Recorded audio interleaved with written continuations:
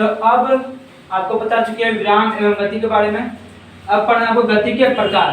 गति कितने प्रकार है? 4 प्रकार। पहला रैखिक गति, दूसरा आवर्त गति, तीसरा दोलन गति, चौथा वृत्त गति। तो सबसे पहले बात करेंगे हम रैखिक गति के बारे में। रैखिक गति क्या होती है? देखिए यहाँ पे सीधी या वक्र रेखा पर गति को रैखिक गति कहते हैं। यानी कहने का मतलब क्या है? जब भी कोई वस्तु सीधी रेखा में क्या करेगा? गति करे, क्या कहेंगे? रैखिक गति। जैसे एग्जाम्पल है सूर्य का प्रकाश, किस पर गति है? रैखिक गति। क्या करते हो? सीधी रेखा में क्या करते हो? गमन करता है, गति करता है। किसी उदाहरण हो गया रैखिक गति। फिर दूसरा क्या होगा आपका? जब भी आप किसी पिस्तौल से गोली को छोड़ेंगे, कैसे निकलती गोली? सीधे ना, क्योंकि ऐसे निकल है गोल से सीधे निकलेगी तो गोली जो गति होगा कौन सी गति हो गया? रैखिक गति होगा, है ना? रैखिक गति। फिर चलिए मान के चलते हैं जब आप गेंद को फेंकेंगे तो गेंद क्या जाएगा? सीधे जाएगा। तो कौन सी गति कराएगा वो? रैखिक गति। चलिए आगे रैखिक गति क्या होता है? तो जब कोई वस्तु सीधी रेखा में क्या करे? गति करती हो तो इसे क्या कहेंगे? रैखिक गति। अब आते बात आवर्त गति पे। आवर्त गति क्या होता है? जब भी कोई वस्तु किसी समय अंतराल पर अपनी गति क्या करता? दोहराता हो। क्या करता? गोल गोल या कहीं भी दोहराता हो। जैसे मान एग्जाम्पल है पृथ्वी। पृथ्वी क्या करता है? सूर्य के चारों ओर अपने समय अंतराल के साथ क्या करता? गति दोहराता है बार बार, है ना? गति क्या करता है? दोहराते रहता है। तो कौन सी गति होगा? आवर्त गति। फिर चलिए मान ले एक बात, घड़ी का पेंडुलम। घड़ी का पेंडुलम में क्या करता है? दो बिंदु के बीच समय अंतराल पर अपना गति क्या करता है? दोहराते रहता है कि नहीं? समय को साइन करता है। निश्चित समय अंतराल क्या करता है? अपनी गति को क्या करता है? दोहराने रहता है। तो जब भी कोई वस्तु किसी समय अंतराल पर अपनी गति को क्या करता है? दोहराना क्या करता है? आवर्त गति कहलाता है। इसमें कोई दिक्कत नहीं है। पृथ्वी सूर्य चारों घूमना, चंद्रमा का पृथ्वी चारों घूमना, ये सब क्या होगा आपका? आवर्त गति का उदाहरण है। फिर आपका तीसरा गति क्या था? दोलन गति। क्या? जब भी कोई वस्तु किसी निश्चित बिंदु के आगे पीछे डोलना। जैसे एग्जाम्पल में झूला, नाव में झूला जब देखोगे तो क्या करता है? किसी मध्य स्थिति या दो बिंदु के बीच में क्या करता है? आगे पीछे झूलता है ना?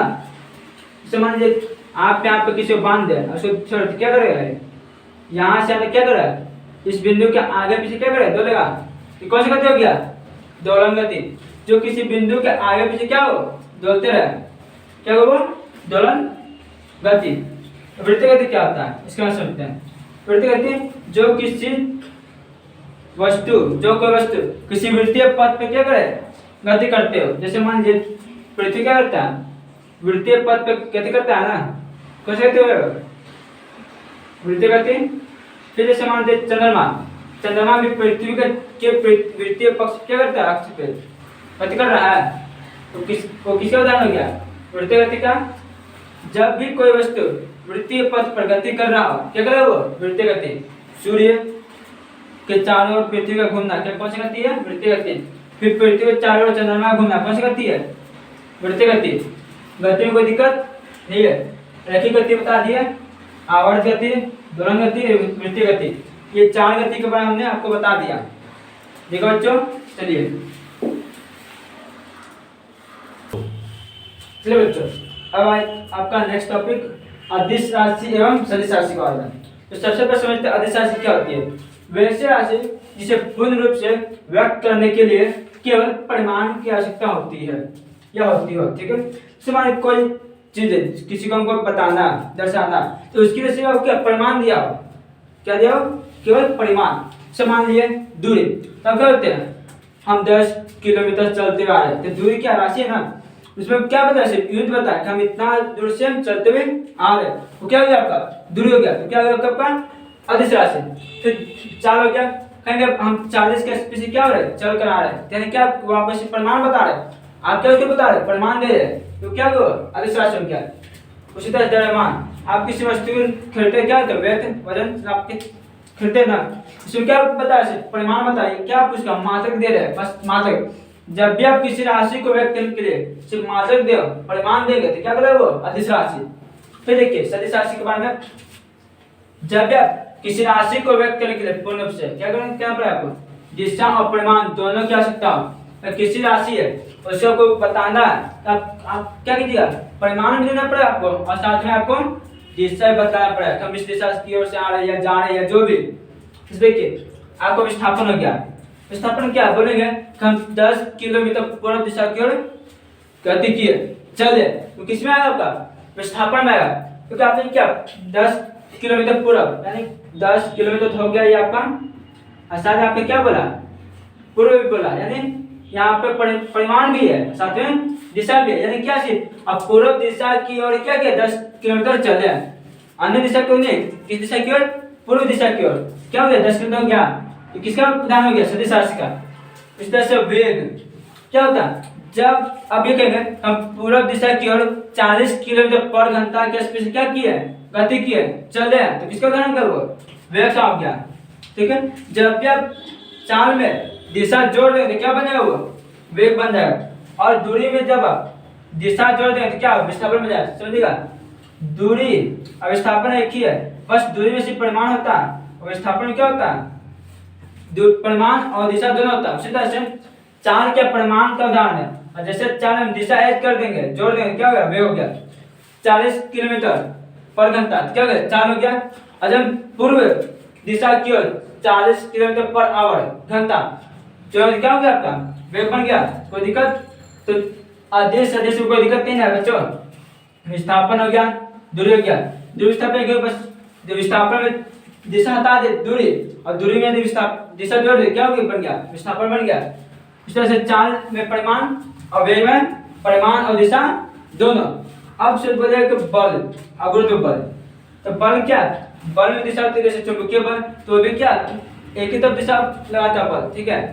गुरुत्व बल क्या करता है, जितने भी वस्तु गुरुत्व क्या करता है गुरुत्व बल पृथ्वी क्या करता है अपनी ओर खींचता है, यानी ऊपर की वस्तु क्या नीचे को खींचता है, अनेक खींचता है, ऊपर की वस्तु क्या करता है अपनी ओर खींचता है, और कहीं गुरुत्व बल नहीं लगता है ना, ऊपर से नीचे को लगता है गुरुत्व बल, उसका क्या दिशा दिया हुआ है ना। ये सब किसका उदाहरण हो गया सदिश राशि का, ये सब अदिश राशि का।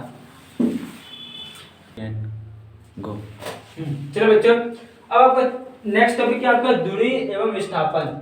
अब इसे हम समझा दूरी और विस्थापन क्या होता है। सबसे पहले देखिए हमें दो स्थान दिया ए और बी, अब यहाँ पे हमने दो रेखा खींचा, एक खींचा सीधा रेखा, एक खींचा हमने थोड़ा वक्र और तेरा मेरा, ठीक है। तो सीधी जो रेखा क्या है विस्थापन कहते हैं, ये जो रेखा जो खींचा इसे क्या कहते हैं दूरी कहते हैं। अब समझाते हैं कैसे दूरी कैसे विस्थापन। जैसे देखिए क्या होता है ना, दो स्थानों बीच में दो पथ होते हैं, एक होते हैं सीधा, एक होते हैं वास्तविक पथ। जैसे मान के चलिए ए और बी है, जैसे मान लीजिए ए और बी के बीच में पटना और जैसे लेते हैं दिल्ली स्थान है, चलिए ठीक है। ये पटना से जब दिल्ली जाएंगे तो पटना से दिल्ली के जो रास्ते हैं एकदम सीधा नहीं ना है, सीधा एकदम, उसके भी कहीं के रुकावटें पैदा होते हैं, जिससे कि अन्य शहरों अन्य जिलों अन्य राज्यों से होकर गुजरना पड़ता है, जिसके कारण क्या उनका पथ क्या थोड़ा सा मुड़ते रहता है। जैसे मान लीजिए ऐसे एक मुड़ा ना, सीधा नहीं ना, तो जब दो स्थानों के बीच जो वास्तविक पथ हो, क्या वास्तविक पथ हो उसे क्या कहते हैं दूरी कहते हैं, और दो स्थानों के बीच सीधी पथ क्या कहते हैं विस्थापन कहते हैं। सीधी पथ को आप ये भी कह सकते हैं क्या काल्पनिक पथ हो, क्या काल्पनिक रास्ता उसे क्या कहते हैं विस्थापन कहते हैं। जैसे मान लीजिए कोई जैसा आपको दिल्ली जाना तब क्या कीजिएगा वास्तविक पथ, जैसे जैसे रेलवे का लाइन बिछा हो या जैसे जैसे सड़क बना हो उसी के द्वारा जाएंगे, तो सड़क जिधर की मुड़ा आपको उधर की मुड़ना पड़ेगा, तो क्या हुआ आपका वास्तविक दूरी हो गया, वास्तविक गति को क्या कहते हैं दूरी कहते हैं, चलते हैं जो। अब विस्थापन क्या होता है जो क्या एक स्थान दूसरे स्थान बीच क्या डायरेक्ट रेखा खींचती है उसे क्या कहते हैं विस्थापन कहते हैं। जैसे क्या उसका वास्तविक सड़क या पथ से कोई मतलब नहीं होता, बस सीधे खींच दिए और उसके दूरी निकाल दी, उसको क्या कहते हैं विस्थापन कहते हैं। जैसे मान लीजिए आपको कहीं जाना है तब क्या कहते हैं आप शक्ल नापते हैं, क्या बोलते हैं यहाँ से आने की दूरी कितना है नाप देना, आप ये भी कह सकते हैं कुछ सबसे छोटा रास्ते क्या कहते हैं विस्थापन कहते हैं। सुना गया। जब भी आप जैसे मान लीजिए कोई भी जैसे मान लीजिए आपको कहना हो, जैसे देखिए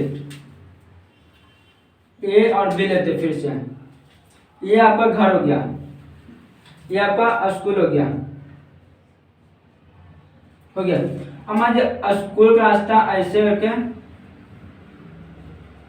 ऐसे, ठीक है, ऐसे इस रास्ते से स्कूल दूर कितना हो गया पर 10 किलोमीटर हो गया, लेकिन 10 किलोमीटर, लेकिन एक्चुअली में स्कूल और घर का रास्ता कितना किलोमीटर है 8 किलोमीटर। समझ में आया। देखिए विस्थापन आपका जो रास्ता है स्कूल से घर का कितना तय करना पड़ता है आपको 10 किलोमीटर, क्योंकि ये सड़क जैसे बना आपको उसी तरह जाना है। लेकिन आप जब मैप पे देखिएगा, मैप पे जब नापे रास्ते को तो 8 किलोमीटर 8 किलोमीटर अंदर पाया था। स्कूल से घर से कितना 8 किलोमीटर। ये क्या हो गया आपका विस्थापन हो गया,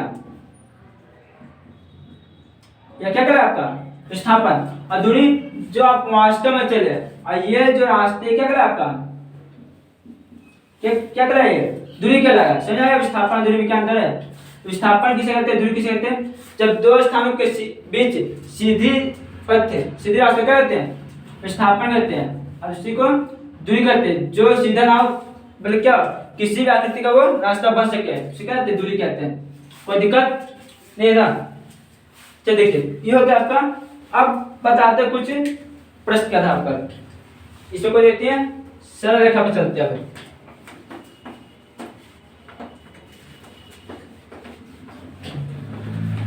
तो देखिए यहाँ पर जैसे हम एक सीधी रेखा लेते हैं, ये सीधी रेखा, चलो मानते इसको ए मानते हैं, इसको बी मानते हैं, ठीक है। समझिए प्रश्न है न्यूमेरिकल का ये। देखिए कह रहे हैं कि ए और बी के दूरी कितना है 10 किलोमीटर है। फिर बीच में तीसरी बिंदु है जिसका नाम क्या है सी है, ठीक है। हम कहते हैं बी और सी की दूरी कितना 10 किलोमीटर है, ठीक है। अब देखिए प्रश्न को, अब हम कह रहे प्रश्न हो गया यहाँ पे आपको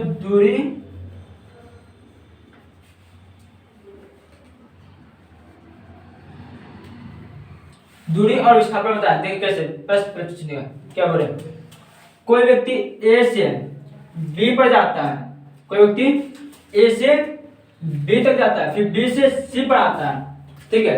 ए से बी पर जाता है, फिर बी से सी तक आता है, तो उसकी दूरी और उसकी विस्थापन बताइए। तो चलिए समझिए दूरी पर गणना करते हैं। तो ए से बी तक जाते हैं, यानी ए से क्या किया वो बी तक गया, तो ए से बी तक कितना है 10 किलोमीटर। तो दूरी में क्या कर ले, पहले 10 किलोमीटर ऐड कर ले। फिर क्या करते हो बी से सी तक आता है, यानी कितना किलोमीटर है बी से सी 6 किलोमीटर है। फिर 6 किलोमीटर क्या कर ले ऐड कर ले। अब क्या बन गया आपका, ये दूरी बन गया 16 किलोमीटर, क्योंकि ये वास्तव में इतना तय किया ना, तो क्या करे ये 16 किलोमीटर। देखिए अब विस्थापन पूछा, विस्थापन क्या होता है। अब एक विस्थापन क्या होता है, जब भी आपका इस तरह का प्रश्न आए तो विस्थापन क्या करिए बनाएगा। देखिए आपको प्रारंभिक यू, प्रारंभिक क्या होते हैं यू कहते हैं, और अंतिम बिंदु क्या होते हैं बी कहते हैं। यानी आपको प्रारंभिक स्थिति और अंतिम स्थिति के बीच की सीधी रेखा क्या कहते हैं विस्थापन कहते हैं। अब आपको प्रारंभिक यू क्या है ए पर स्टार्ट हुआ और खत्म कहाँ हुआ सी पर हुआ, तब ए और सी के सीधी रेखा का जो खींचते हैं उसकी दूरी क्या करेगा आपका विस्थापन करेगा। तो ए और सी की दूरी कितना होगा 4 किलोमीटर होगा, समझिएगा। तो ए बी 10 तो बी सी के अच्छे हो गया, तब क्या ए सी कितना 4 होगा। फिर क्या बोला प्रारंभिक बिंदु और अंतिम बिंदु के बीच सीधी रेखा को क्या कहते हैं, सीधी रेखा की लंबाई क्या कहते हैं विस्थापन कहते हैं। तो ए और सी के बीच की लंबाई कितना 4 किलोमीटर, विस्थापन क्या हो गया 4 किलोमीटर हो गया। कोई दिक्कत, दूरी और विस्थापन कोई दिक्कत नहीं ना।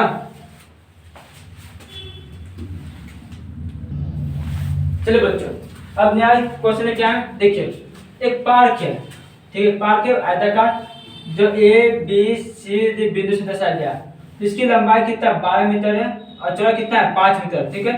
तो प्रश्न यहाँ पे है कि एक कोई व्यक्ति है, क्या कोई व्यक्ति है ए से चलना प्रारंभ करता है, ऐसे क्या करता है चलना प्रारंभ करता है और वो ए से चलकर एक चक्कर पूरा करता है, नहीं वो लगभग 1.5 चक्कर क्या करता है 1.5 क्या करता है चक्कर लगाता है। ए से चलना शुरू करता है, देखिए ये ए से चला एक राउंड पे 8 चक्कर था ना, एक राउंड हो गया फिर 8 चक्कर चलकर तो कहां पर रुक जाता सी पे रुक गया। इसका अंतिम बिंदु क्या ये प्रारंभिक बिंदु और अंतिम बिंदु चल गया। प्रारंभिक बिंदु क्या आपका ए है, अंतिम बिंदु क्या आपका सी है। तब पूछा इसकी दूरी और विस्थापन बताएं, ठीक है। दूरी और विस्थापन बता सब दूरी क्या बताते हैं, जितना वो चला कुल वो बताना, विस्थापन कैसे बताना, उसके प्रारंभिक एवं अंतिम बिंदु के बीच सीधी रेखा खींच दीजिए, सीधी रेखा खींच देगा, ठीक है। और एक दूरी बताते हैं, दूरी निकालने क्या करना पड़ेगा आपको, पहले आयत का परिमाप निकालेंगे और आयत का परिमाप क्या करेंगे, 1.5 से गुणा कर देंगे।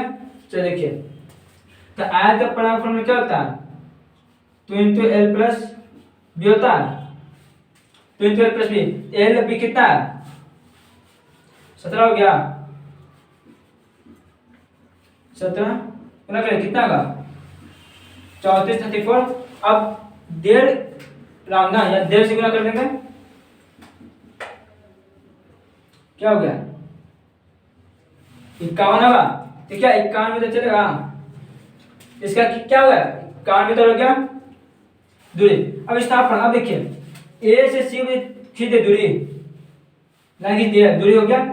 इस दूरी क्या कहेंगे हम, विस्थापन कहेंगे। अब निकालेंगे कैसे, अब देखिए आयत क्या होता है 90 होता है क्या कौन, इससे हम कौन दिख रहा है, तो बस इसका कर्ण निकालें, कर्ण निकालने में क्या होता है p² प्लस b² होता है, तो 12 का स्क्वायर अंदर होता होगा, सॉरी बच्चों, ठीक है।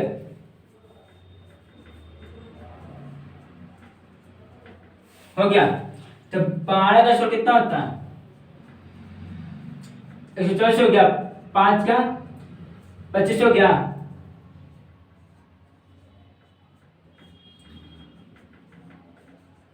कितना है 13 मीटर आ गया, तो इसका विस्थापन कितना हो गया 13 मीटर, कोई दिक्कत नहीं ना। दूरी और विस्थापन में किसी प्रकार का दिक्कत नहीं है बच्चों, हो गया। अब चलिए नेक्स्ट टॉपिक पे चलते हैं, आपका चाल एवं वेग पर। चलिए बच्चों, अब नया टॉपिक है आपका क्या, चाल एवं वेग। तो चाल क्या होता है इसके आप जानते हैं, चाल क्या, किसी समय अंतराल में, किस समय अंतराल में, ये मैं छोड़े थे बच्चे, चलिए समय अंतराल में तय की गई दूरी और उस समय अंतराल के अनुपात को चाल कहते हैं। कहने का मतलब है आप किसी स्थान परिवर्तन जो किया है, तो जो समय लगा, ठीक है, तो उसकी दूरी और समय लगे समय को क्या कहते हैं, अनुपात कहते हैं, चाल कहते हैं। जैसे मान लीजिए एग्जाम्पल में आप ए से बी तक जाते हैं, तो ए और बी दूरी कितना है 10 किलोमीटर मान के चलते हैं, ठीक है। अब इसको तय करने में आपको कम से कम 2 घंटा समय लग गया, टाइम कितना लग गया 2 घंटा का। तो जो आप दूरी तय किए, तो उस दूरी तय करने में जो आपका समय लगा, दूरी और समय को जो आप अनुपात निकालते हैं उसे कहते हैं चाल कहते हैं, ठीक है, सुनाया। अब दूरी तय करने में जो समय लगते हैं, दूरी और उस समय अंतराल के अनुपात को क्या कहते हैं चाल कहते हैं। तो 10 किलोमीटर हम चले तो दूरी हो गया हमारा, ऐसे तय करने में जितना हमको समय लगा, ठीक है, तो उसके अनुपात क्या कहते हैं चाल कहते हैं। दूरी और समय के अनुपात क्या कहेंगे हम चाल कहेंगे। और चाल का फॉर्मूला दे दिए, दूरी बता समय, लिख लीजिएगा बच्चों, ठीक है। समझ आ गया, चाल किसे कहते हैं, बहुत इजी है। दूरी और उसमें लगे हुए समय के अनुपात कहते हैं चाल कहते हैं, कोई दिक्कत नहीं है। अब चाल दो तरह होते हैं, एक होते हैं एक समान चाल, एक होते हैं असमान चाल। देखिए समझते हैं, एक समान चाल और असमान चाल क्या होते हैं। जैसे मान लीजिए क्या होता है ना, एक समान चाल में क्या आप जितना का स्पीड से गाड़ी चलाना शुरू किए, उतने का स्पीड से आप अपने लक्ष्य तक, अपने अंतिम बिंदु तक गति करते हैं, ना आप स्पीड को बढ़ाते हैं और ना ही घटाते हैं। तो क्या करा हुआ एक समान चाल कराएगा। जैसे मान लीजिए हम बिंदु ए से 40 के स्पीड में बाइक को क्या करते हैं चलाते हैं, चाल रखते हैं 40 का, और आप अंतिम बिंदु तक जा रहे थे, क्या आप 40 का स्पीड रखते हैं, आप ना क्या करते हैं अधिक ले जाते हैं ना नीचे ले जाते हैं, ना अपने स्पीड में क्या करते हैं बढ़ोतरी करते हैं ना कटौती करते हैं, मतलब नियम बढ़ाते हैं घटाते हैं। आप एक ही समान से क्या अपने गति में रहते हैं, क्या कहेंगे एक समान चाल कहेंगे, कोई दिक्कत नहीं है। क्या होता है जब आपको प्रारंभिक बिंदु से अंतिम बिंदु तक चाल क्या हो एक ही हो, चेंज ना हो, उसे क्या कहेंगे एक समान चाल कहेंगे। असमान चाल तो क्या होगा आप कहीं क्या रहते हैं रुकते रहते हैं अपने गाड़ी के। जैसे मान लीजिए आप ए स्थान से निकले, ए बिंदु से आप गति किए और आप एक बैग क्या 60 का स्पीड गाड़ी को चलाते हैं, और 7 से। अब फिर देखते हैं कहीं पे भीड़ होता है, जाम लगता है, तो आप क्या आप अपने गाड़ी क्या करते हैं, स्लो करते हैं, तो वहां पे आपका जो गति है, जब चाल क्या होता है, नीचे गिर जाता है। चलिए मान चलते हैं 20 आ गया आपका, तो 7 था, 7 क्या आ गया, 20 आ गया, तो कहीं ना कहीं आपका क्या हुआ, चाल में परिवर्तन हुआ क्या। फिर देखेंगे रास्ता खड़े, फिर क्या करेंगे अपना आप, गति को बढ़ा देंगे, चाल को बढ़ा देंगे, तो फिर क्या होगा, बढ़ेगा ना। तो आपने प्रारंभिक से अंतिम बिंदु में क्या किया, आपने गति को बदला, चाल को बदला, चेंज किया, तो क्या करे आपका असमान चाल कहलाएगा। ठीक है, समझिए ए अब बी है, तो यहां तक आप 7 का स्पीड लेके आए, फिर यहां से यहां तक आपको जाम है, तो क्या 20 का स्पीड ले लिया, फिर यहां से यहां तक फिर आपने क्या 80 तक आ दिया, फिर यहां से यहां तक आपने 30 का लेके आया, तो यहाँ पे 7 से फिर 20 ला, फिर 20 से 80 ला, फिर 80 से क्या 30 ला, तो ए से बी तक जाने में आपने क्या किया, अपने चाल क्या बढ़ाया घटाया, तो किसके काम में आ गई है, असमान चाल में, कोई दिक्कत ये ना। जब भी आप अपने चाल में परिवर्तन नहीं करते क्या करेगा वो, एक समान चाल, और जब आप अपने चाल में परिवर्तन करते क्या करेगा वो, असमान चाल कहलाएगा। इतना हो गया, ठीक है। अब एक आता औसत चाल, औसत चाल कुछ नहीं है, बस ये पूछा कि हर क्षण क्या स्पीड रहा होगा, ये पूछा, तो बस इसका फॉर्मूला बता देते क्या होता है, कुल दूरी बता कुल समय, हो गया। तो कुल दूरी बता कुल समय, कोई दिक्कत नहीं है। तो चाल के बारे में हमने आपको बता दिया। अब बात करते हैं वेग के बारे में। यहाँ पे हमने परिभाषा पढ़ा दिया बच्चों, तो परिभाषा लिख लीजिएगा, ठीक है। वेग क्या है, अब समझिए, वह राशि जो चाल की दिशा और परिमाण बतलाती हो, मतलब वेग क्या राशि है जो क्या करता है, चाल की दिशा भी बतलाती है और इसका परिमाण भी, ठीक है, उसे क्या कहेंगे, वेग कहेंगे। जैसे कहेंगे हम, कहते थे हवा को कि हवा पूर्व दिशा की ओर 10 किलोमीटर स्पीड चल रही है, तो कहते हैं हमने क्या किया, उसका परिमाण भी बताया और क्या बताया हमने, दिशा बताया कि पूर्व दिशा की ओर क्या करे हवा बह रही है ना। तो जब हम चाल को जब दिशा बतलाते हैं तो क्या करेगा, वेग कराएगा। फिर जब ये कहें, कोई कहेगा कि आपको 10 के स्पीड से क्या करना, पूर्व दिशा की ओर चलना, तो क्या कराएंगे आप, वेग कराएगा, क्योंकि आपको क्या कहा गया, पूर्व दिशा की ओर ही चलना है, किस तरह से 10 के स्पीड से चलना, तो क्या करा आपका वेग कराएगा। जब आपको कहा जाए कि आपका चाल किस दिशा की ओर चाहिए, उस दिशा की ओर, जहां पे दिशा आ गया चाल में, क्या करेगा, वेग कराएगा। समझ में आ गया। तो चाल में दिशा नहीं होती है लेकिन वेग में दिशा होती है। तो जब भी आपको चाल को दिशा से जोड़ा जाता है क्या करेगा वो, वेग कराएगा। चाल क्या करेगा, वेग कराएगा, ठीक है। तो वेग और चाल में अंतर समझिएगा, नहीं तो आप फंस जाइएगा। इसलिए जब दिशा दी हुई चाल की तो क्या करेगा, वेग कराएगा। समझ में आ गया।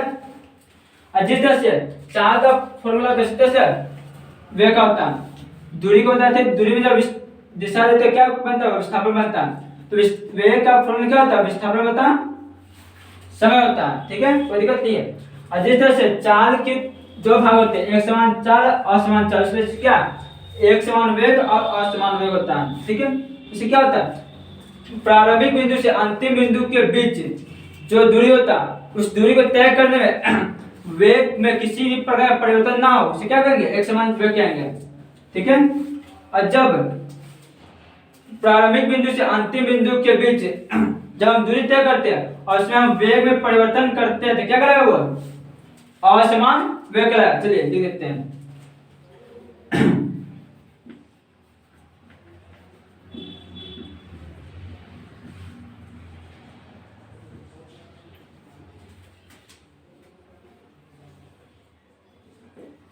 हो गया, वेग में परिवर्तन ना हो, ये असमान चाल, असमान वेग में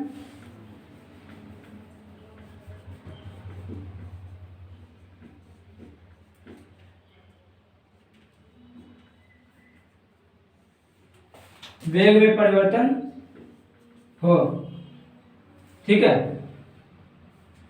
तो जब भी आपका प्रारंभिक एवं अंतिम बिंदु के बीच में वेग में परिवर्तन नहीं होता, क्या करेगा वो? एक समान वेग। और ये वेग परिवर्तन होता, क्या करेगा वो? असमान वेग। कोई दिक्कत? ये बच्चों वेग का फॉर्मूला बता दिया, चाल का फॉर्मूला बता दिया। एक समान वेग, असमान वेग, असमान चाल, एक समान चाल बता चुके हैं ना? इतना क्लियर? चलिए बच्चों, चलिए देखते हैं यहाँ पे त्वरण, एक समान त्वरण, असमान त्वरण। त्वरण कितने हैं? प्रकार होते हैं, 3 प्रकार है, ठीक है। फिर से त्वरण क्या होते हैं? त्वरण क्या होते हैं? वेग के परिवर्तन की दर को क्या कहते हैं? त्वरण कहते हैं, ठीक है। चलिए त्वरण क्या होता है? वेग के परिवर्तन की दर क्या होते हैं? त्वरण कहते हैं। जब हम चाल मतलब वेग, चाल क्या वेग कहते हैं, जब हम वेग क्या करते हैं? परिवर्तन करते हैं, तो उस परिवर्तन में जो अनुपात होता है, दर रेशियो, उसे कहते हैं त्वरण। कैसे देखिए, मान चलते हैं, मान जब ए और बी, हमेशा ए बी देख चलते हैं, ठीक। चलिए मान जी कोई वस्तु है, ठीक है, यहाँ से गति कर रहा है, तो यहाँ पे इसका वेग क्या हो गया? 20 किलोमीटर पर आवर हो गया। कितना हो गया? 20 किलोमीटर पर आवर हो गया। अब फिर इसके बाद यह क्या करता है? 40 किलोमीटर पर आवर का वेग पकड़ लेता है। तो यहाँ पे क्या हुआ? वेग में चेंज हुआ कि नहीं हुआ? वेग में क्या चेंज हुआ ना? अब इसको चेंज करने में कितना समय लगा? मान के चलते हम क्या बोले, 2 सेकंड लगा। तो जब हम अपने वेग में किसी वस्तु के वेग क्या करते हैं? परिवर्तन करते हैं, तो इस परिवर्तन के दर को क्या कहते हैं? त्वरण कहते हैं। कहते हैं त्वरण कहते हैं, ठीक है। सुना है? समझ जाओ, आप देखते हैं जब आप बाइक वगैरह चलाते हैं क्या करते हैं? आप कभी कभी क्या वेग क्या करते हैं? बाइक क्या करते हैं? वेग तेज करते हैं, फिर क्या करते हैं? वेग को कम करते हैं। तो आपके सिचुएशन में क्या करते हैं? आप वेग क्या करते हैं? बढ़ाते कराते हैं। तो घटाने बढ़ाने में जो समय का जो अंतराल है और जो वेग में परिवर्तन था, वेग में परिवर्तन और उसके समय अंतराल के अनुपात क्या होते हैं? त्वरण कहते हैं। क्या कहते हैं? त्वरण कहते हैं। समझ आया? चलिए देखिए त्वरण का फॉर्मूला क्या होता है? क्या होता है?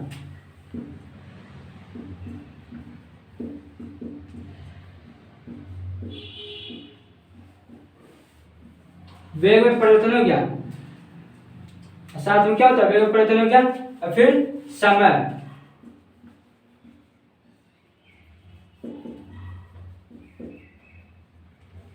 समय अंतराल हो गया। तो वेग में परिवर्तन और समय अंतराल के अंदर जो अनुपात है क्या कहते हैं? त्वरण कहते हैं। जैसे देखिए 20 किलोमीटर क्या 40 मिनट हो गया, तो जो अंतिम जो होता है वेग उसे क्या कहते हैं? डी से निर्धारित करते हैं। और प्रारंभिक वेग क्या से निर्धारित करते हैं? यू से कहते हैं, ठीक है। क्या बनेगा formula? D minus you by T. अब देखिए बी क्या था मेरा? 40 kilometre per hour minus 20 kilometre per hour. समय कितना था? 2 सेकंड, ठीक है। चेंज हो रहा 6 सेकंड है। तो अब देखिए इसको चेंज करेंगे, खत्म कितना का?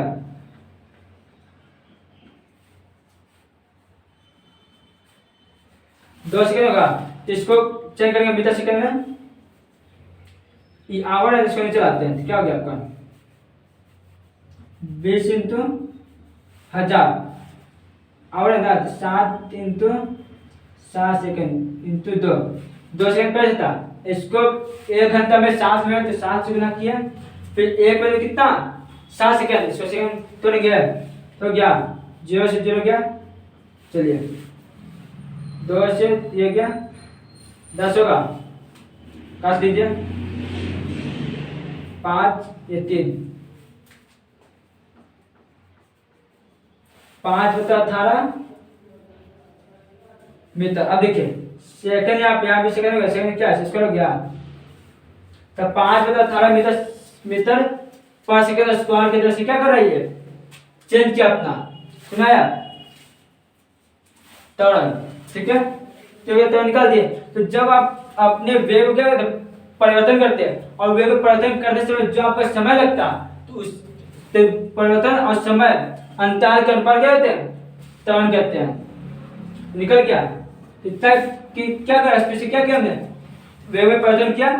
चलिए देखिए नीचे में फिर बता रहे, मान लीजिए आपका यू कितना हो गया 0 मीटर पर सेकेंड, ठीक है, यू हो गया प्रारंभिक वेग। अब फिर आपका क्या होगा v हो गया, तो v क्या हो गया आपका, देखिए v क्या होगा आपका 20 मीटर पर सेकेंड, और आपको टाइम कितना लग रहा 5 सेकेंड लगा। तब 0 मीटर पर सेकेंड से आपको वेग परिवर्तन करते हुए 20 मीटर पर सेकेंड आया, तो आप कितना टाइम लगा 5 सेकेंड लगा। तो देख रहे हैं आपका वेग परिवर्तन हुआ, और वेग परिवर्तन करने में कितना समय लगा 5 सेकेंड लगा। तो एक्स टर्न किसे नोट करते हैं, ऐसे कहते हैं, ठीक है, याद रखिए, ठीक है। तो क्या कर v minus you by T होगा, ठीक है। तो v कितना आपका 20 माइनस 0 कर देंगे, टाइम कितना 5 हो गया,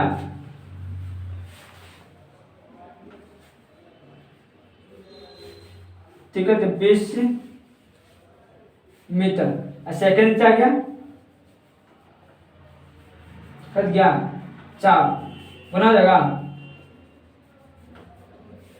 हो गया। तो 4 मीटर प्रति सेकंड स्क्वायर हो गया, निकल गया त्वरण, सुना गया त्वरण की शक्ति। याद रखिएगा त्वरण का एसआई मात्रक क्या होता है, एसआई यूनिट मीटर प्रति सेकंड स्क्वायर होता है। याद रखिएगा एसआई क्या होता है मीटर प्रति सेकंड स्क्वायर होता है। त्वरण हो गया। अब देखिए त्वरण हो गया इसके अपना क्या अत्वरण एक समान त्वरण और अत्वरण असमान त्वरण का परिणाम। और अत्वरण क्या होता है जब आपको वेग परिवर्तन दर क्या ऋणात्मक हो, क्या ऋणात्मक हो, उसे क्या कहेंगे अत्वरण कहेंगे। चलिए समझाते हैं, अभी बताते हैं आपको, नहीं छोड़ दो।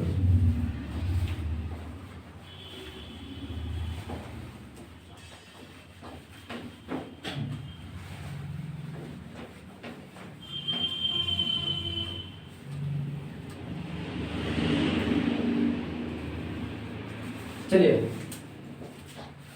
अब बताते हैं आपको अत्वरण के बारे में।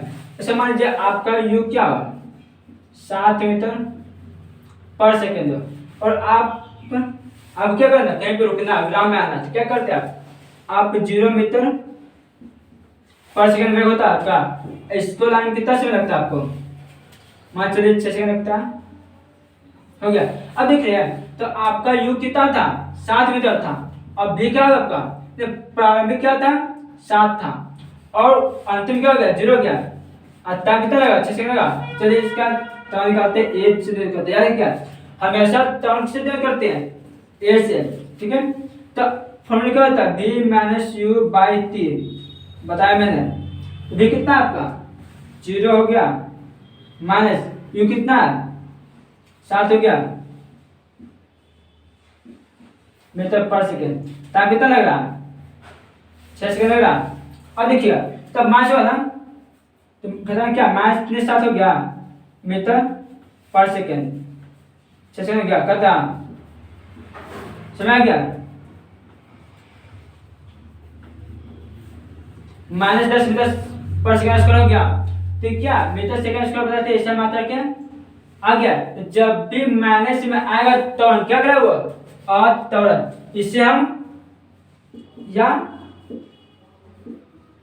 मंदन भी कहते हैं, ठीक है। और त्वरण क्या कहते हैं मंदन भी कहते हैं, समझ आया, कोई दिक्कत नहीं है। अब देखिए एक समान त्वरण की बात क्या होता है, एक समान त्वरण क्या होता है जब आपका हर सेकंड में क्या होगा आपका त्वरण क्या होगा एक समान त्वरण क्या वेग में परिवर्तन होगा। देखिए समझिए हो गया एक समान त्वरण बता रहे हैं। मान लीजिए यहाँ पे 0 था, यहाँ पे 5 बढ़ गया, यहाँ पे 10 बढ़ा, यहाँ पे 15 बढ़ा, यहाँ पे 20 बढ़ा, यहाँ पे 25 बढ़ा, और इस सभी को बढ़ने में क्या 1 सेकंड का टाइम लगा, फिर दूसरा सेकंड बढ़ा। देखिए पहले second 1 second 2 second 3 second 4 second, यहाँ पे 5 सेकंड हो गया। देखिए तो फर्स्ट सेकंड कितना हो गया इसका वेग 5 मीटर पर सेकंड, दूसरा सेकंड क्या बढ़ा 10 बढ़ा, तीसरा सेकंड क्या होगा 15 हुआ, चौथा सेकंड क्या होगा 20 हुआ, अब पांचवा सेकंड कितना हुआ 25 हुआ। देख रहे एक एक सेकंड में फर्क हो रहा है और वेग में परिवर्तन कितना हो रहा है 5 क्या हो रहा है, तो कितना कितना बढ़ रहा है 5 5 ना, और समय में कितना अंतराल है एक एक का, ये किसका उदाहरण हो गया ये एक समान त्वरण का, किसका हो गया एक समान त्वरण। अब देखिए असमान त्वरण का समझिएगा बच्चों, समझ लीजिए ये 0 यहाँ पे 10 हुआ, फिर यहाँ पे 20 हुआ, यहाँ पे 35, यहाँ पे 40, यहाँ पे 45। अब देखिए समझिएगा यहाँ पे 1 second 2 second 3 second 4 second 5 second, ठीक है ठीक है। तो फर्स्ट सेकंड में कितना बड़ा स्पीड 10 का, दूसरा में 20 का, तो यहाँ तक क्या एक समान था। जैसे तीसरा में आया तो क्या हुआ वे क्या हो गया चेंज हो गया बड़ा, 10 से कितना बढ़ गया 15 बढ़ गया, आसान होगा। फिर यहाँ पे कितना बचा, यहाँ पे कितना 5 बढ़ा, यहाँ पे कितना 5 बढ़ा, देखा यहाँ पे एक समान हुआ, एक समान 10 से वेग परिवर्तन हुआ नहीं हुआ ना, समय अंतराल भले ही क्या था सेम था एक एक का, लेकिन यहाँ पे वेग परिवर्तन की दर क्या था चेंज हो गया, चेंज हुआ 10 चला, यहाँ पे क्या हो गया 15 हो गया अंतर, यहाँ पे 5 हो गया, यहाँ क्या 5 हो गया, यहाँ पर 10 था, यहाँ पर 10 था, तो क्या दिख रहा बराबर हो रहा है, बराबर दिख रहा है। ये किसका हो गया उदाहरण दिए असमान त्वरण का, कोई दिक्कत चला गया।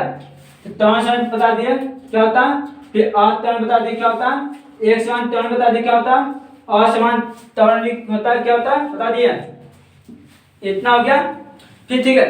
अब बच्चों आज का क्लास यही तो होता, अब बताएगा कि आज का क्लास आपको कैसा लगा, अच्छा लगा तो फिर दोस्तों में इसको शेयर कीजिएगा और बेल आइकन दबाइएगा, सब्सक्राइब कीजिएगा, अच्छा लगा तो कमेंट में जरूर बताइएगा कि कैसा लगा हमारा चैनल को, वीडियो कैसा लगा आपको चैनल कैसे दोस्तों। तो चलिए आज हम यहीं तक करते क्लास को, आज यहीं तक अलविदा करते हैं, चलिए।